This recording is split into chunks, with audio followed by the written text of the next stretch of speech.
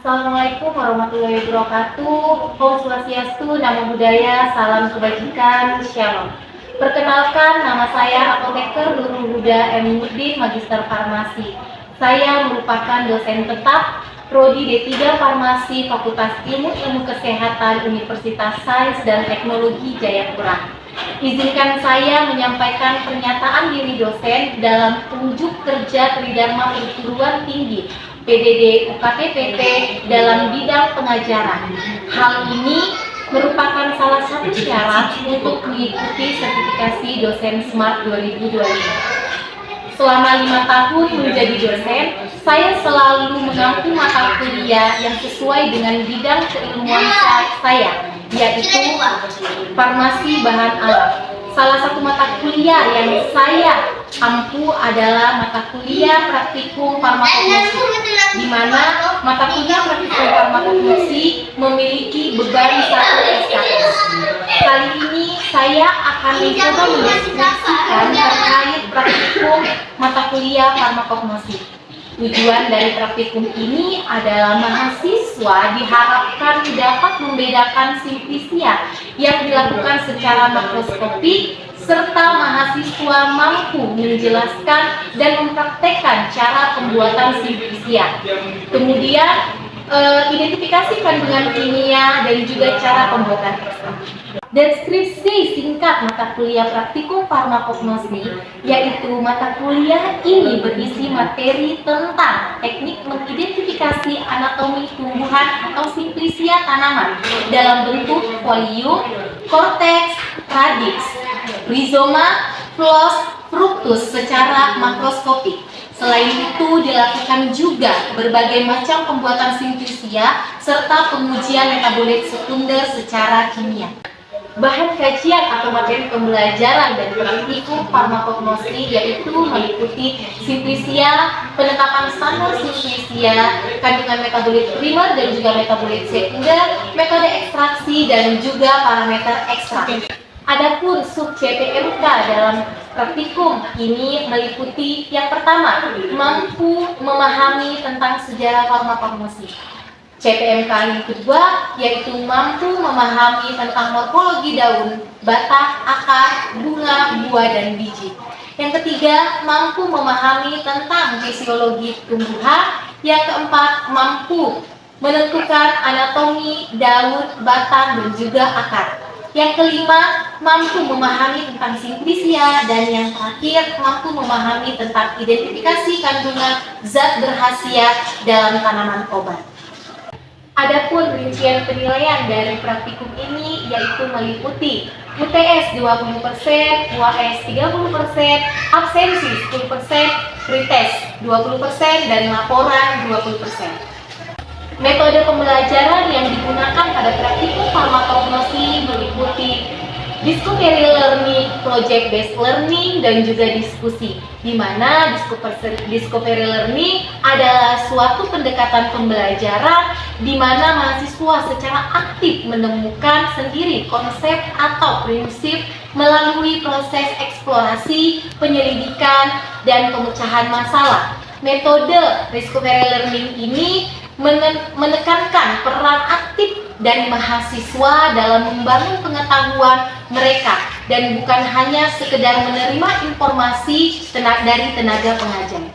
Dan yang kedua adalah project based learning atau PJBL, merupakan pembelajaran yang menggunakan proyek atau tugas yang kompleks sebagai inti dari proses pembelajaran. Dalam metode ini, mahasiswa diajarkan untuk merancang, mengerjakan, dan menyelesaikan suatu produk nyata yang relevan dengan dunia nyata atau kehidupan sehari-hari. Contoh dari praktikum ini salah satunya yaitu bagaimana mahasiswa dapat membuat proses pembuatan simplisia. Dan yang terakhir adalah metode pembelajaran diskusi, di mana metode ini melibatkan mahasiswa dalam kegiatan bertukar pikiran dan juga pendapat ataupun ide secara terarah mengenai suatu topik tertentu, baik dalam kelompok kecil maupun besar, dengan tujuan untuk memperdalam pemahaman dan melatih keterampilan berpikir yang kritis. Metode ini mendorong partisipasi aktif mahasiswa dan menjadikan mereka subjek utama dalam proses pembelajaran, bukan hanya menjadi pendengar yang pasif. Kali ini izinkan saya untuk menampilkan proses pengajaran secara luring dengan metode demonstrasi praktikum. Pada praktikum ini saya menyampaikan praktikum pada percobaan kedua dengan tema pembuatan simplisia dari bahan alam hayati Papua, yaitu pinang. Pinang merupakan salah satu buah lokal Papua yang memiliki nilai budaya, sosial, dan ekonomi yang tinggi. Di berbagai daerah di Papua, buah pinang sering dikonsumsi bersama sirih dan kapur. Tidak hanya dianggap sebagai makanan ringan, tetapi juga buah pinang ini memiliki simbol pergaulan, penghormatan, dan juga persaudaraan. Oke, assalamualaikum warahmatullahi wabarakatuh. Selamat pagi, shalom. Waalaikumsalam warahmatullahi wabarakatuh. Sudah pada sarapan semua? Sudah. Oke, kita mulai praktikum hari ini ya. Tetapi sebelum kita mulai praktikum, kita berdoa dulu. Ada yang bisa pimpin doa?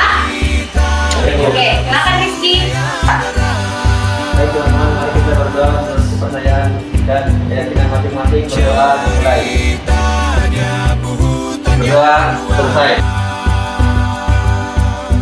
Oke, kalau sudah pada tahu kan hari ini kita praktikum apa? Sudah. Ada yang tahu? Oke, Heri apa? Pembuatan simplisia. Betul sekali. Hari ini kita akan membuat simplisia dari biji.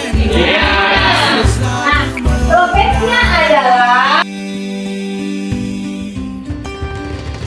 hari ini kita akan membuat simplisia dari biji pinang. Tujuan dari praktikum hari ini yaitu agar kalian mengetahui bagaimana cara ataupun proses-proses tahapan dari pembuatan simplisia. Nah, seperti yang kita pelajari pada saat mata kuliah teori, simplisia terbagi menjadi berapa adik-adik? Iya. Apa saja?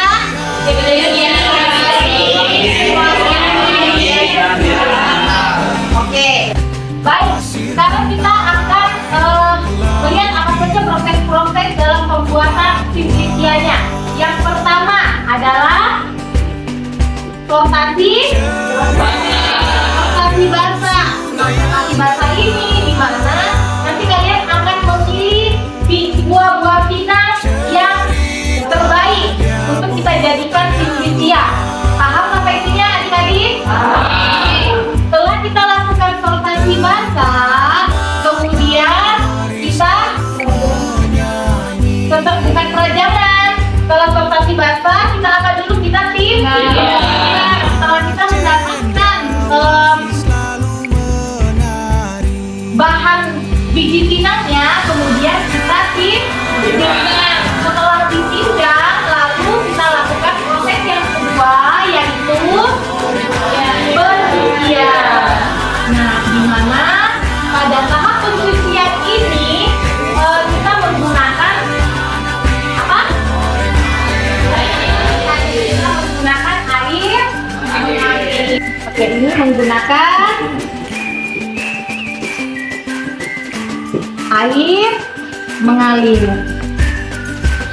Lalu setelah kita cuci dia sampai bersih, setelah pencucian, kemudian tahap yang ketiga adalah perajangan.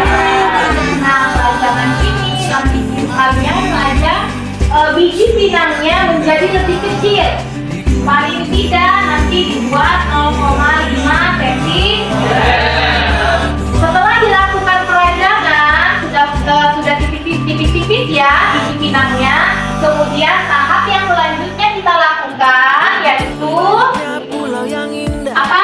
Pengeringan. Betul sekali.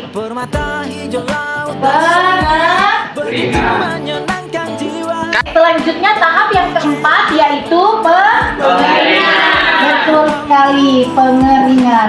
Di mana pengeringan ini terbagi menjadi dua. Ada yang pengeringan alami, betul. Dan juga ada yang pengeringan buatan.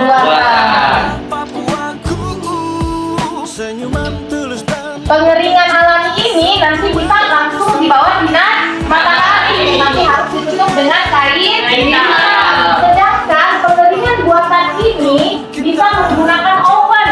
suhu 50 sampai 60 derajat Celcius. Oke. Setelah pengeringan, kemudian kalau dia sudah kering, kalian rasa simplicianya sudah jadi nih dengan seperti simplicia pada umumnya. Kemudian kalian lakukan sortasi kering. Di mana sortasi kering ini sangat penting untuk memisahkan simplicia yang betul-betul kering ataupun yang gosong atau yang tidak bagus. Nah, itu adalah tujuan dari sortasi kering. Setelah kalian lakukan sortasi kering, selanjutnya yang kalian lakukan adalah menimbang. Oke, kalian timbang ulang. Kalian timbang ulang beratnya sehingga nanti untuk proses perhitungan randomnya simplicia. Setelah kalian timbang, habis itu kalian buat dia menjadi serbuk, lalu diayak. Nah, proses selanjutnya kalian simpan dia di bawah, yang penting tidak dari udara ya. Setelah itu nanti akan kita gunakan untuk praktikum selanjutnya, yaitu identifikasi kandungan kimia dan juga pada pembuatan ekstrak. Sampai sini ada yang mau bertanya? Ada yang mau bertanya? Saya Bu. Oke, bagaimana Virgi? Izin Ibu, kan di situ ada perajangan. Oke. 0,5 cm. Kenapa dirajang itu harus 0,5 cm? Oke, kenapa harus dirajang? Tujuannya adalah biar pada saat proses pengeringan itu betul-betul simplicianya kering secara sempurna. Karena kalau misalnya nanti pada saat kalian merajang, terus kalian rajangnya beda-beda ukuran, itu nanti akan memperlambat pada saat proses pengeringan. Seperti itu Virgi. Oke, ada yang mau bertanya lagi? Oke, bagaimana nih Anggra ini? Ibu, tadi kan dijelaskan bahwa pengeringan itu kan terbagi menjadi dua, pengeringan alami dan pengeringan buatan. Jika pengeringan alami itu berarti dijemur di bawah sinar matahari. Betul. Bagaimana jika kita menjemur di bawah sinar matahari namun tidak ditutupi dengan kain hitam? Oke, bagus sekali pertanyaan dari Nia Anggra ini ya. Kenapa harus ditutup dengan kain hitam? Agar senyawa metabolit sekunder ataupun primer yang ada di biji pinang itu tetap terjaga. Jadi kalau misalnya kalian jemur terus tanpa menutup simplicianya dengan kain hitam, itu nanti takutnya senyawanya malah hilang, menguap seperti itu. Bisa dimengerti yang ini? Bisa Ibu. Oke. Untuk mempersingkat waktu praktikumnya, kita mulai sekarang ya adik-adik. Iya. Oke. Tahapan pertama kita lakukan mulai dari sortasi. Ya, jadi kalian. Oh ya, terus.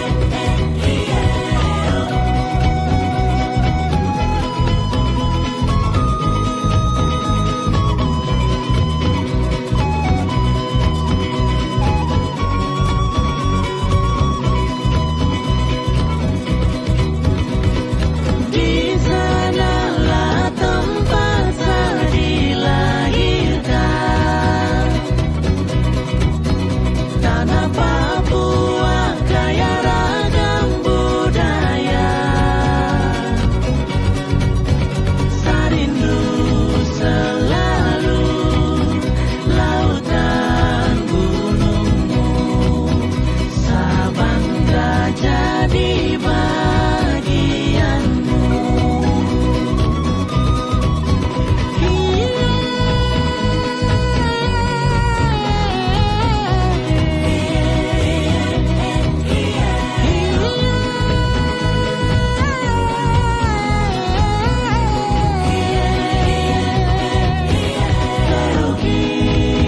Indah surga kecil di Nusantara, ini sapu tanah Papua.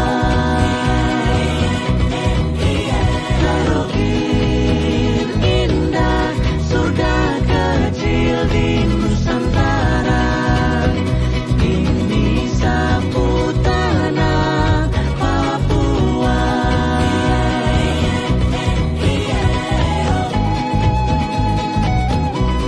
Oke, setelah disortir transportasi basah, sekarang kita timbang.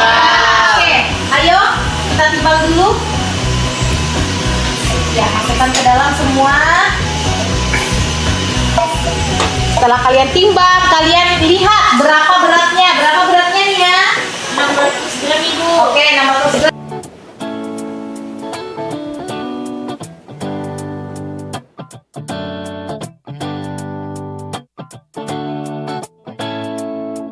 Begitu banyaknya pulau yang indah, inilah Papuaku. Permata hijau laut dan soninya begitu menyenangkan jiwa. Banyak pujian dan kekaguman budaya dan alammu. Kamu dan aku sama-sama cinta, cinta padamu Papuaku.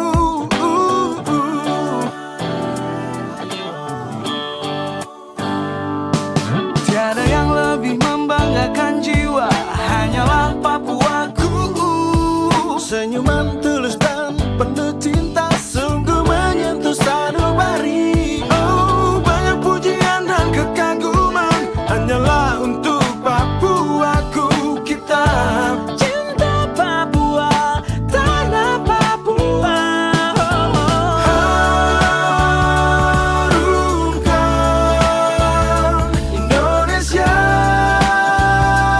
dari sini. Satukan tujuan dalam cinta. Coba ya bagaimana perajangannya. Jadi kita rajang. Kita Nah, jadi dia tidak terlalu tebal dan juga tidak terlalu tipis. Injam korama kosium kosan dikio. Mana-mana si Sandiko, mana-mana Samyan Koto. Yo, subkote di Papua, subpepil kaku swani ne. Cobalah menjaga yang sudah semestinya dijaga. Papuaku tercinta, biarkan alamnya terus indah. Satukan tujuan menjaga yang kita punya. Papua aku, Papua kamu.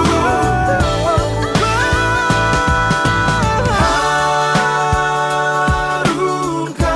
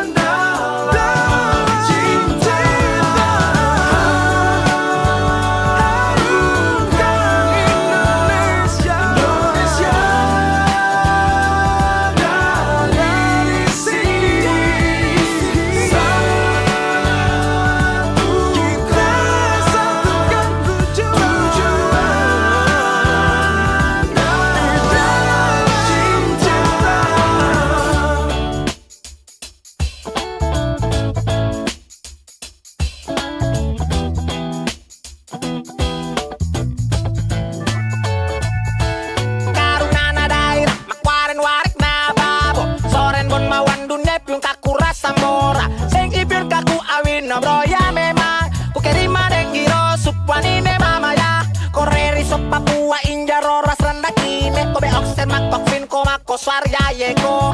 Flurfa ko bor ya ye awer na ko bemis. Jebaria, jebaria, jebaria. Soa, soa. Soa, soa. Soa, soa. Soa, soa. Soa, soa. Aduh, mama lihat sapu. Oke, sekarang kita pengeringan di ovar. Oke, silakan kelompok kalian masukkan ke dalam ovar. Lembah di Papua.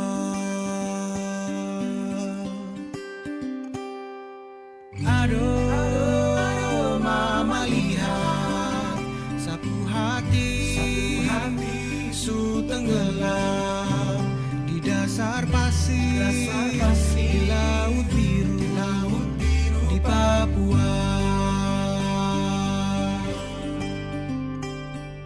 Cerita dia bu sungai yang deras. Cerita dia bu hutan yang luas.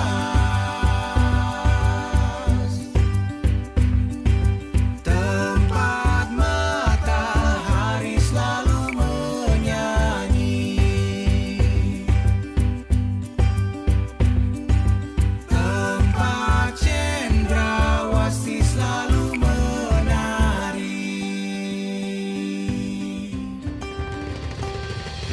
Aduh, mama lihat sasu rindu, rindu mati ke gunung-gunung, ke lembah-lembah, ke Papua.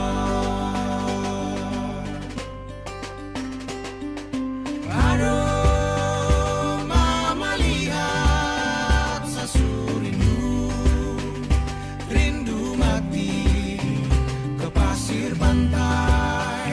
Setelah kalian melakukan proses pembuatan simplisia, sekarang kita belajar tentang perhitungan rendemen simplisia. Persen, rendemen, simplisia. Iya. Rumusnya adalah berat kering dibagi berat basah dikali 100%. Tadi kalian sudah menimbang pada saat setelah sortasi basah dan kalian dapatkan berat basahnya berapa? 600 gram. Nah, misal setelah kalian keringkan nanti dan kalian dapatkan berat keringnya adalah 100 gram, berarti berapa persen dengan simplisianya? Ada yang bisa maju ke depan? Oke, kalau tadi sudah ibu jelaskan, berat basahnya yang kalian dapatkan berapa? 600 gram. Misal contohnya berat keringnya kalian dapatkan setelah pengeringan, sortasi kering adalah 100 gram, maka berapa dengan simplisianya? Ada yang bisa maju ke depan? Oke, silakan Virgi. Lihat sapu hati su tak tinggal di gunung-gunung, di